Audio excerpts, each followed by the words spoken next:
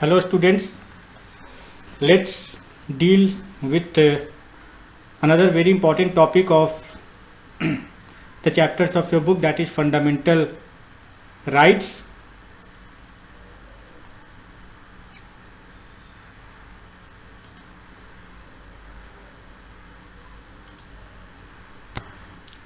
Fundamental rights in Indian Constitution is a charter of rights contained in Part 3 of the Indian Constitution, which guarantees civil liberties such that all Indians could lead their life in peace and harmony, and violation of these results in punishment. These rights are defined as basic human freedoms that every individual citizen has a right to enjoy for a proper and harmonious development of personality. Many rights and freedoms have been given to us by our Constitution. Some of the rights are fundamental in nature. They are called as fundamental rights, and so far we are having the 6 fundamental rights. This is right to equality, right to freedom, Article 19 to 22, Article 23 to 24, right against exploitation. Then right to freedom of religion, Article 25 to 28, Article 29 to 30 deals with cultural and educational rights, and 32 to 35 deals with right to constitutional remedies. So Article 14 to 35 deals with all the fundamental rights that have been guaranteed to the citizen of India. First is right to equality, Article 14 to 18. See Article 14. Every person is equal before law. 15. There shall not be any discrimination against any citizen on the ground of religion, race, caste, etc. Then Article 16. Equality of opportunity for all citizens in the matters relating to employment. Article 17. Very important. It has abolished the evil practice of untouchability and thus ensures the principle of equality in our country. Article 18, a person could not hold any title conferred to him by the foreigners or by the alien government.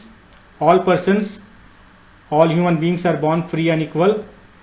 Rousseau has once said that every person, man is born free.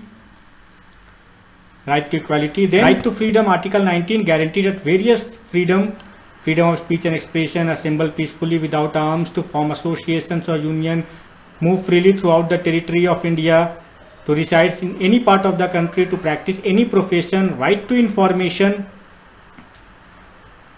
Then Article 20, protection in respect of conviction for offence. This is not fro, this is for offence. A person committing any offence is convicted in the court, and there also he has the right to protect himself through the medium of lawyer.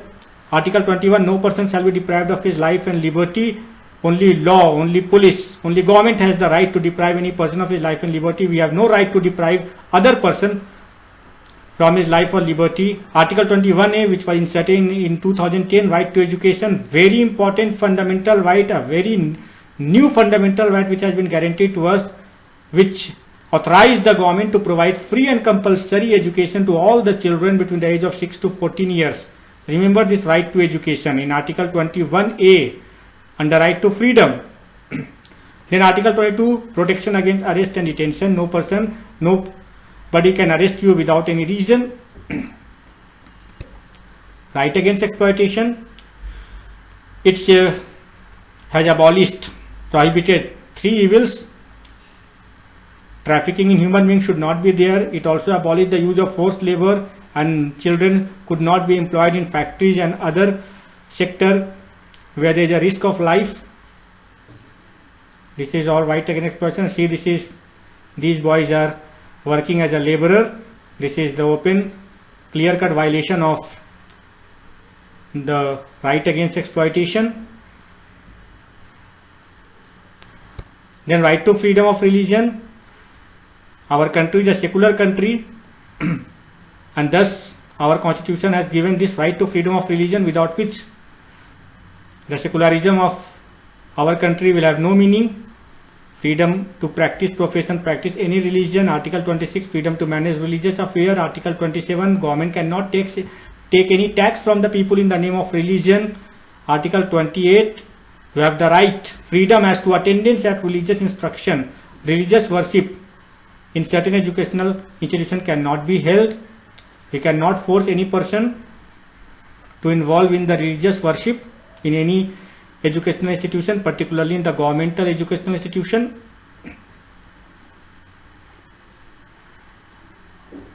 Then another very important fundamental right, cultural and educational rights, which has been given to the minorities of our country to protect their language, distinct language, to protect their culture, so that they could develop their educational system.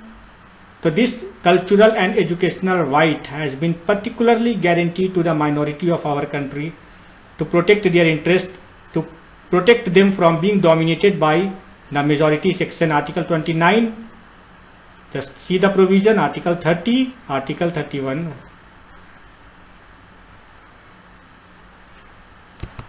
Then another very important fundamental right, that is right to constitutional remedies. This right protects our other fundamental rights, and it's so important that Dr. B.R. Ambedkar,